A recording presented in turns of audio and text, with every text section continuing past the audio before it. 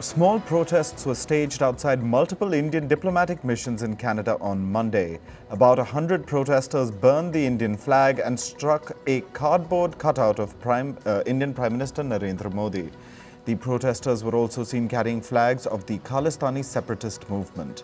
Last week, Canadian Prime Minister Justin Trudeau said Indian agents may be involved in the murder of pro-Khalistan separatist Hardeep Singh Nijjar.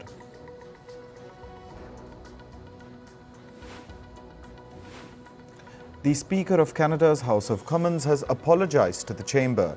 This is for praising an individual at a parliamentary meeting who served in a Nazi unit during World War II. Last week, Speaker Anthony Rota recognized 98-year-old Yaroslav Hunka as a Ukrainian hero before the Canadian Parliament. After this, Jewish human rights groups demanded an apology from Canada. Admiral Viktor Sokolov, the commander of Russia's Black Sea Fleet, has been killed. This is according to Ukraine's special forces. They said he was killed last week during a Ukrainian attack on the fleet headquarters in the Crimean port of Sevastopol. However, the Russian Defense Ministry has neither confirmed nor denied Sokolov's death.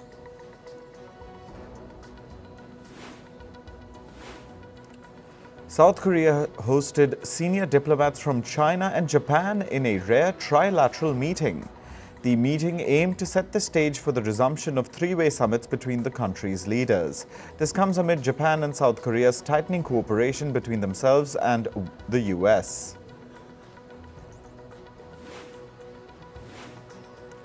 The Philippines says it has executed a special operation to remove a floating barrier in the South China Sea.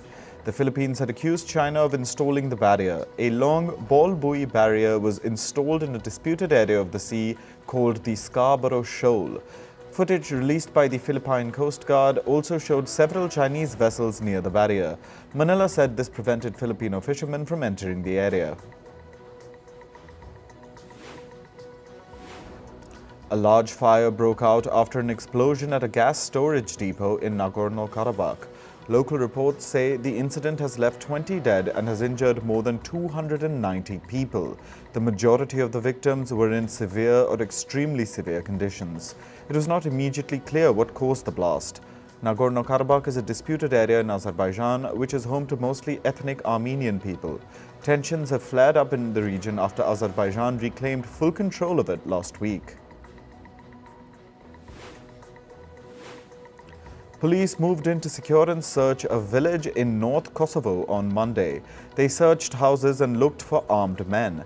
The Kosovo police recovered a cache of weapons and military equipment during the operation.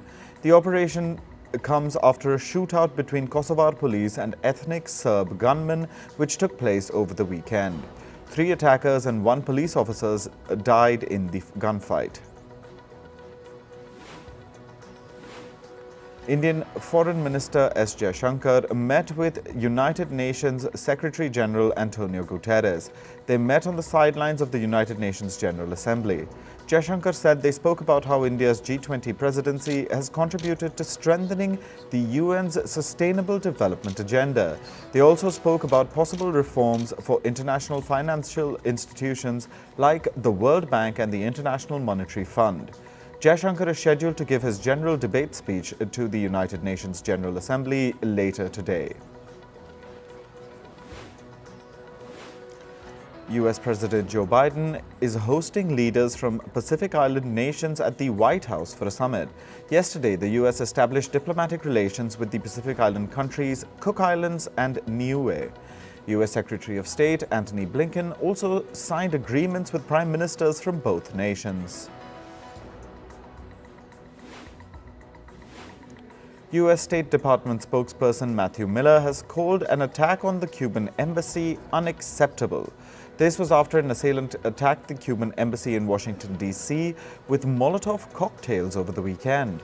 The attack occurred just hours after Cuba's leader Miguel Diaz-Canel returned to the island post-United Nations General Assembly. The Mexican government has sent over 1,500 security officials, including the National Guard, Army and police, to the country's south. This is to tighten security in the area amid rising crime. This comes after a video from southern Mexico went viral over the weekend. The video showed a convoy of armed drug cartel members being applauded by local residents for driving out a rival cartel. Ronson Chan, the head of Hong Kong's leading journalists group, has been sentenced to 5 days in jail.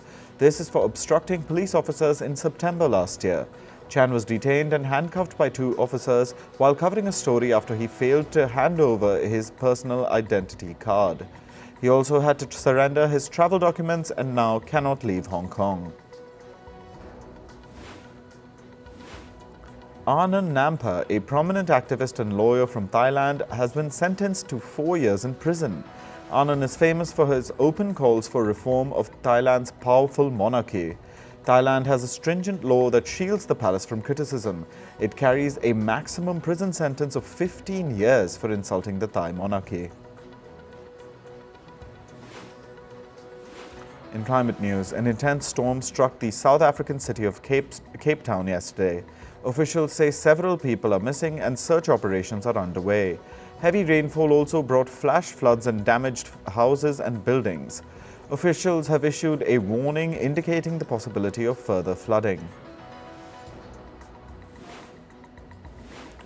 Heavy rainfall caused a river to break its banks in the Central American nation of Guatemala.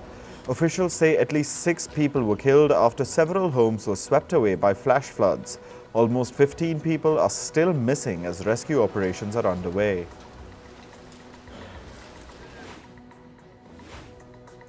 Residents in Brazil's Rio de Janeiro cooled off in swimming pools amid an ongoing heat wave. Temperatures have touched 41 degrees Celsius despite it being winter in Brazil. Officials have advised residents to limit outdoor activity. Brazil has been facing a winter heat wave for over a week now.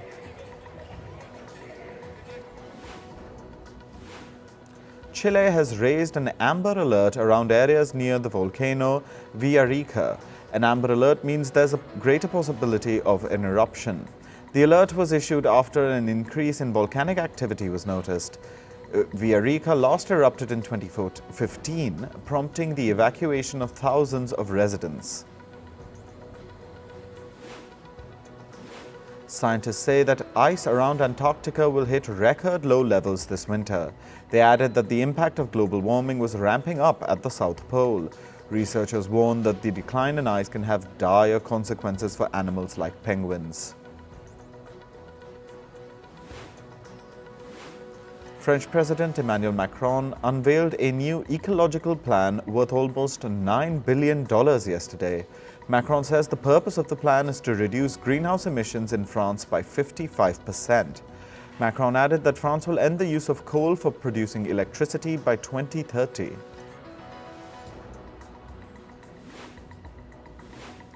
Australia is on track to add 3 gigawatts of rooftop solar capacity in residential buildings to its electricity grid.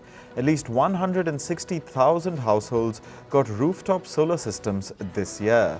Australia says the demand for residential solar panel systems has risen by almost 40%. Now on to business and tech news. US President Joe Biden has said that the black community would suffer the most in case of a government shutdown. This can happen if the US Congress does not provide a funding plan before September 30th. Congress must approve new spending bills before that deadline. Failing to do this can cause large swathes of the US government to temporarily close on October 1st. Meanwhile, Biden said he supports America's United Auto Workers Union strike against the Detroit 3 automakers. Biden added that the UAW workers should benefit from the industry's rekindling growth post the pandemic slump. On September 15th, the union began their strikes against Ford, General Motors and Stellantis. They've been demanding a pay hike of 40%. Reports say the US markets regulator is collecting thousands of messages from the staff of more than a dozen investment companies. These included conversations via platforms like WhatsApp, Signal and other messengers. This comes as the Securities and Exchange Commission escalates its probe into the use of private messaging apps for official work. Authorities in China have reportedly ordered a senior banker at financial firm Nomura Holdings to not leave the country. Charles Wang Zhonghe has been given the exit ban. He is the investment banking chairman of Nomura's China business. It is not immediately clear when the exit ban was put in place. The pilots' union at Australia's Qantas Airways has demanded that the company's chairman Richard Goyder resign. The Australian and International Pilot Association has written to the airline's new CEO, Vanessa Hudson, regarding the issue. The AIPA represents most of Qantas's roughly 3,000 pilots. Their demand for Goyder's resignation comes as Qantas finds itself embroiled in a host of scandals. Amazon executive Dave Limp will take over as the CEO of Jeff Bezos' space company, Blue Origin. This comes after its present chief, Bob Smith, steps down at the end of the year. Limp will take over his new role on December 4th. He was a former senior vice president at Amazon who led the company's consumer devices unit. Amazon Prime Video has said that it will roll out advertisements on its platform from next year. The US tech giant said that ads would be introduced in the US, the UK, Germany and Canada in early 2024. They'll then be expanded to France, Italy, Spain, Mexico and Australia later in the year. Amazon has also said that it will hike the prices of its ad-free subscriptions. Amazon says it will invest up to $4 billion in the artificial intelligence startup Anthropic. As part of the deal, Amazon's employees and cloud customers will gain early access to Anthropic's technology. This comes as rivals like Microsoft and Google are also strengthening their foothold in the AI sector. OpenAI's ChatGPT is due to get a major update. This will enable the chatbot to have voice conversations with users and interact using images. With this, ChatGPT is now expected to compete with the likes of Apple's Siri and Amazon's Alexa.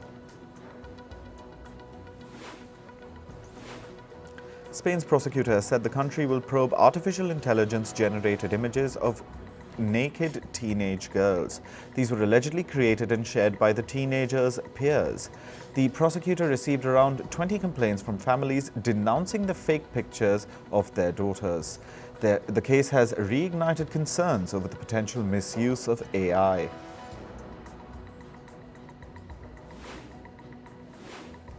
Moving to sports, let's start with Asian Games updates. India beat Singapore 16-1 in the men's hockey game. Harmanpreet Singh was the highest scorer for the men in blue with 4 goals. India will next play Japan on Thursday. India's men's 4x100 meters medley swimming team put up a sensational performance at the Asian Games. The quartet finished second in their heat with a timing of 3 minutes 40 seconds. They're now through to the final race of the men's 4x100 meters medley race. Naorem Roshebina Devi has secured a medal for India in the martial arts sport Wushu. Devi beat her opponent from Kazakhstan through a points difference in yesterday's match. She has now qualified for the semi-final in the women's 60-kilogram category. Devi is assured of at least a bronze medal in the Asian Games.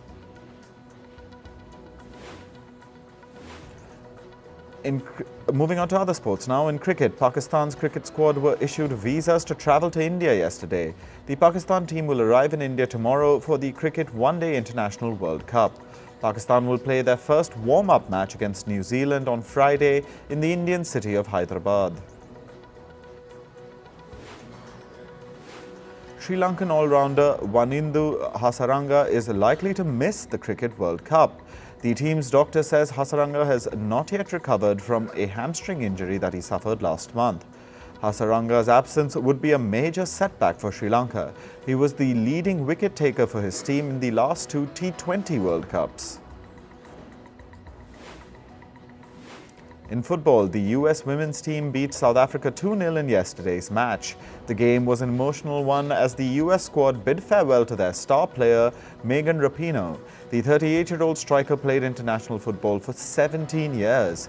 She played for the US national team in 203 games and scored 63 goals. Rapinoe also captained the American team when they won the 2015 and 2019 Women's World Cups.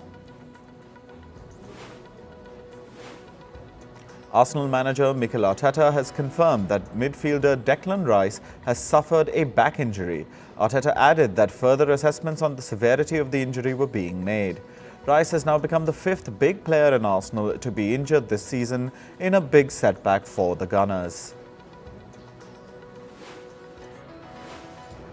In Ligue 1, host Paris Saint-Germain beat Marseille 4-0 in yesterday's match. Achraf Hakimi scored early in the 8th minute to give PSG the lead. In the 23rd, striker Kylian Mbappe suffered an ankle injury and was forced off the field. Before half-time, PSG increased their lead with a goal in the 37th. In the second half, Goncalo Ramos, who replaced Mbappe, scored a double for PSG as they put up a commanding display.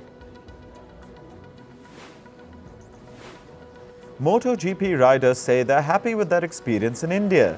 The Grand Prix of India winner Marco Bezzecchi says he really liked the track in India. He lauded the Indian fans and said that he really enjoyed how loud they were. Marco Bezzecchi was the winner of the inaugural Grand Prix of India, which took place on Sunday.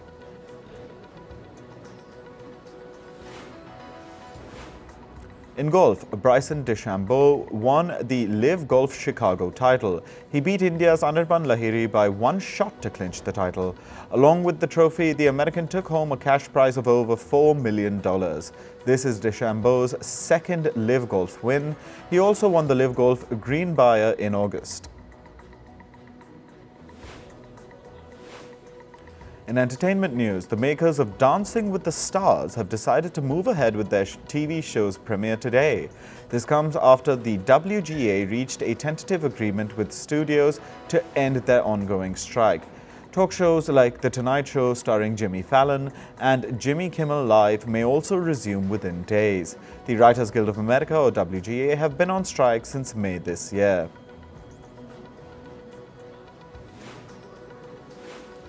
The Hollywood Screen Actors Guild, called the American Federation of Television and Radio Artists, or SAG-AFTRA, has now voted to strike against video game companies.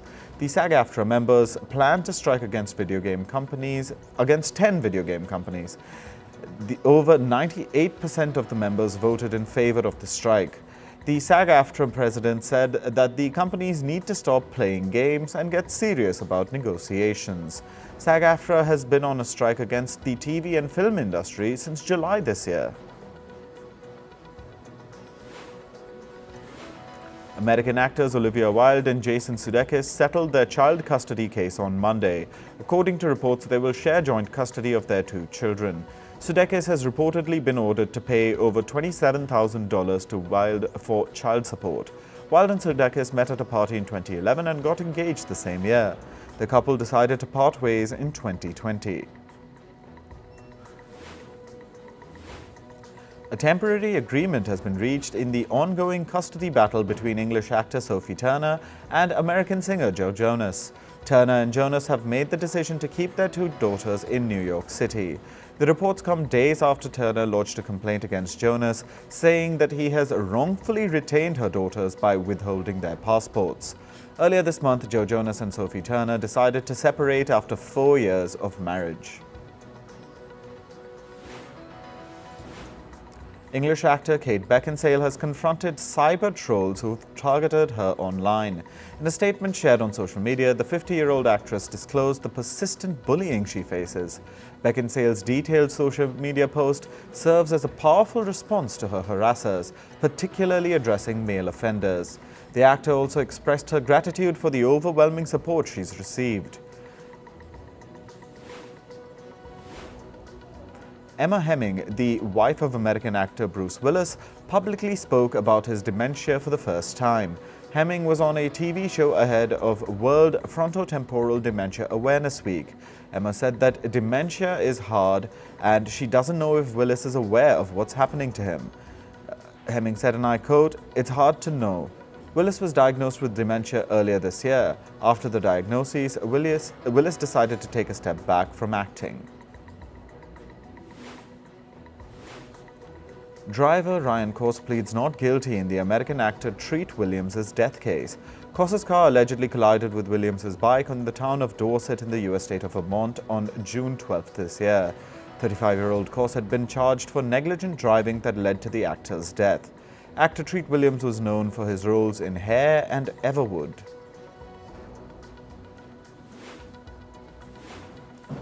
On Monday, the Metropolitan Police of London said they are looking into multiple sexual assault complaints against comedian Russell Brand.